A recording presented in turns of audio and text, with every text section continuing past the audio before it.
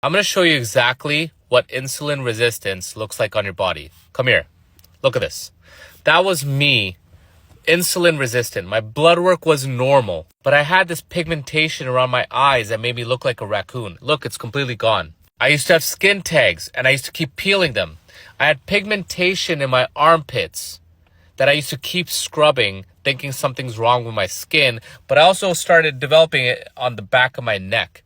I remember growing up, my parents used to say, you got to scrub your neck. You got to scrub your neck. And I bought a pumice stone and I used to scrub it like crazy until it almost bleed, until I realized it wasn't that I wasn't cleaning my neck. My hormones were out of whack.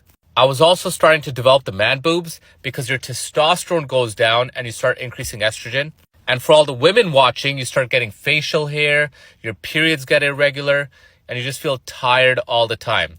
You also start developing a lot of fat around your neck, and sometimes you develop this hump on the back of your neck. And the crazy thing about all of this, your blood work will not show you this. So you could go to your doctor, and your doctor's never going to tell you what was causing all this to begin with. They'll send you to a dermatologist, they'll put you on a bunch of medications, but they'll never address the root cause, which is insulin resistance. So let's talk about what I did and what you can do as well.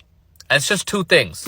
See, your insulin levels are high whenever you're eating. So you have to stop eating and allow your insulin levels to come down.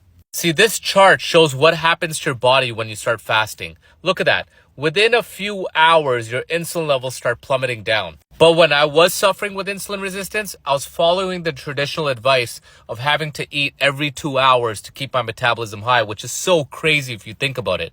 If I'm eating every 2 hours, why would my body need to burn its fat for energy? Now look at all the other benefits that happen when you start fasting. But the medical system will not tell us about this. In fact, they tell you to do the opposite and they say fasting's dangerous. But if you control the insulin levels, you control all those symptoms, your insulin levels stay low, your body starts burning fat for energy. That's why the fat goes up and the weight loss goes up.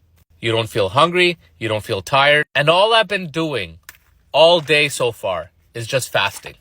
I don't have brain fog. I don't feel tired. I feel like a lion that's ready to hunt. I feel focused. But the moment you eat, you're tired and you're dull and you're not productive. Now, if you're insulin resistant, when you start fasting, fasting could be difficult because your body's not used to burning fat for energy. So that's where I use Unimate.